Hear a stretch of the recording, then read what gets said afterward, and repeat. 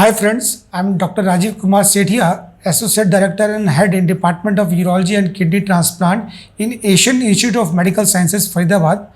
तो हमारे YouTube channel healthy talk with Shafiq Khan पे आज हम डिस्कस करेंगे प्रोस्टेट के बारे में। प्रोस्टेट एक अखरोट के आकार की ग्रंथि है, ग्लैंड है जो पेशाब की थैली के नीचे होती है और ये केवल पुरुषों में पाई जाती है, केवल मेल्स में पाई जाती है। इसका जो मेन फंक्शन होता है वो एक फ्लूइड प्रोड्यूस करना होता है जो स्पर्म के ट्रांसपोर्ट में हेल्पफुल होता है।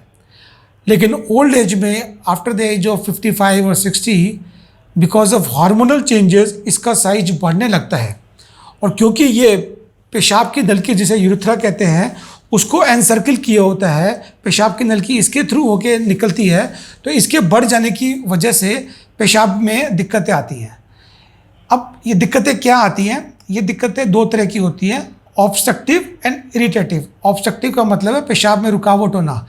अक्सर मरीज कंप्लेंट करते हैं, जैसे पेशाब करने जा रहे हैं तो पेशाब करने के लिए जोर लगाना पड़ता है, पेशाब की धार कमज़ोर आती है, पेशाब लगातार ना हो कि रुक रुक के होता है, पेशाब करने के बाद ऐसा लगता है कि पूरा पेशाब नहीं हुआ है, कुछ पेशाब की थैली में रुका हुआ है। या इरिटेटिव सिम्टम्स जैसे बार बार पेशाब करना, दिन में भी बार बार पेशाब करने जाना पड़ता है, अभी पेशाब करके आए हैं, आधे घंटे बाद 1 घंटे बाद दोबारा पेशाब करने की इच्छा होती है और रात में भी बार बार पेशाब करने के लिए उठना पड़ता है। और जब भी पेशाब की इच्छा होती है, पेशाब लगता है तो भाग के वॉशरूम जाना पड़ता है, उसे रोकना मुश्किल होता है, अर्जेंसी। और कई बार अर्ज इनकॉन्टिनेंस मीन्स पेशाब करने वॉशरूम जा रहे हैं, भाग के जा रहे हैं और रास्ते में पेशाब लीक भी हो जाता है। तो ये प्रोस्टेट एनलार्जमेंट के मुख्य सिम्टम्स हैं।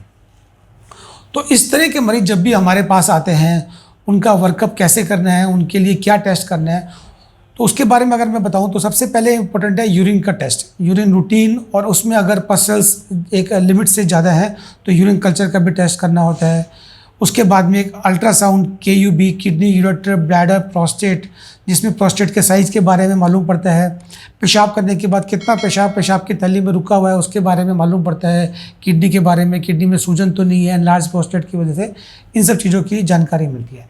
इसके अलावा एक और टेस्ट होता है जिसको यूरोफ्लोमेट्री टेस्ट बोलते हैं, जिसमें मरीज को हम एक मशीन पे पेशाब करने के लिए कहते हैं और उससे ग्राफ जनरेट होता है। उस ग्राफ का पैटर्न बताता है कि एनलार्ज प्रोस्टेट की वजह से पेशाब में कितनी ज़्यादा रुकावट है और उसके अकॉर्डिंगली फिर हम आगे का ट्रीटमेंट डिसाइड करते हैं।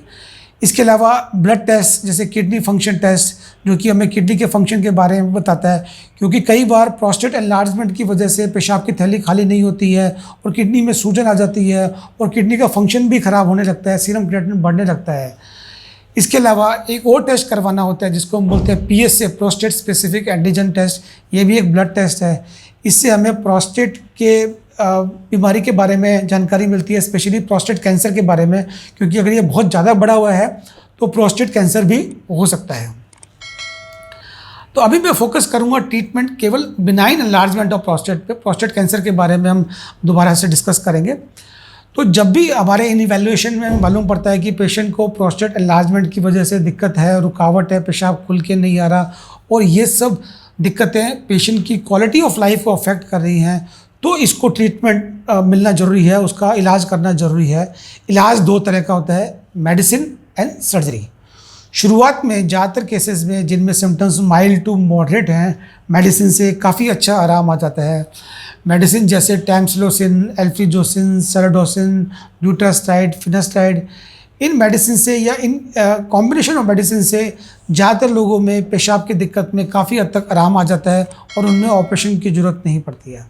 बहुत ही कम केसेस जिनमें सिम्टम्स स्कोर सीवियर है या जिनमें पहले मेडिसिन से आराम आया था लेकिन अब मेडिसिन से आराम नहीं आ रहा है, उन केसेस में ऑपरेशन की ज़रूरत पड़ती है। जहाँ तक प्रोस्टेट के ऑपरेशन की बात है उसके बारे में मैं ये बताना चाहूँगा कि ऑपरेशन दूरबीन से होता है, बिना किसी चीरा लगाए होता है, कम्प्लीटली एंडोस्कोपिक होता है और ये ऑपरेशन लेज़र से भी किया जा सकता है, बिना लेज़र से भी किया जा सकता है और बहुत ही मिनिमली इन्वेजिव ऑपरेशन होता है। ज़्यादातर केसेस में मरीज को एक ही दिन हॉस्पिटल रुकना होता है और अगले दिन पेशाब की नलकी के साथ उसकी छुट्टी कर सकते हैं और 2 से 3 दिन बाद बुला के OPD बेस पे पेशाब की नलकी निकाल सकते हैं। लेज़र ऑपरेशन के कुछ फ़ायदे होते हैं। लेज़र ऑपरेशन से ब्लीडिंग कम होती है, बड़े साइज़ का प्रोस्टेट भी आराम से निकल जाता है। ऐसे बुज़ुर्ग पेशेंट जिनमें प्रोस्टेट के साथ में हार्ट की प्रॉब्लम भी है और जिनको ब्लड थिनर चल रहा है, उनमें लेज़र से अगर ऑपरेशन करते हैं तो ब्लीडिंग के चांस कम होते हैं। अगर दूसरी टेक्नोलॉजी जिसे हम TURP, मोनोपोलर TURP बोलते हैं, अगर उससे करते हैं तो ब्लीडिंग के थोड़े चांसेस ज़्यादा होते हैं, लेकिन लेज़र से चांसेस कम होते हैं। अब सवाल ये आता है कि अगर हम ये इलाज नहीं करते हैं, जिनको ये प्रोस्टेट के सिम्टम्स हैं, उनका अगर इलाज नहीं करते हैं मेडिसिन से, सर्जरी से, तो क्या नुकसान हो सकता है? अगर हम इन सिम्टम्स को नेगलेक्ट कर दें, इनका इलाज नहीं करें, तो धीरे धीरे ब्लैडर वीक हो जाता है, क्योंकि ब्लैडर को यूरिन को शरीर से बाहर निकालने के लिए स्ट्रगल करना पड़ता है। उस एनलार्ज प्रोस्टेट की रुकावट के अगेंस्ट स्ट्रगल करके पेशाब को बाहर निकालते ब्लैडर वीक हो जाता है, ब्लैडर में पेशाब रुका रहता है, और जब ये रेजिडुअल यूरिन एक सिग्निफिकेंट वॉल्यूम से बढ़ जाता है तो ये किडनी में भी जाता है, किडनी में भी सूजन आती है और किडनी का फंक्शन भी खराब होता है। तो मेरी आप सब लोगों से यही सलाह है या आग्रह है कि जब भी प्रोस्टेट के सिम्टम्स जो मैंने बताया ये नज़र आते हैं, तो जल्दी अपने किसी यूरोलॉजिस्ट, आसपास यूरोलॉजिस्ट को कंसल्ट करें और इसका इलाज कराएं, इसका वर्कअप कराएं। नहीं तो ये आगे जाके आपकी पेशाब की थैली को ख़राब कर सकता है और आगे फिर किडनी को भी परमानेंटली डैमेज कर सकता है।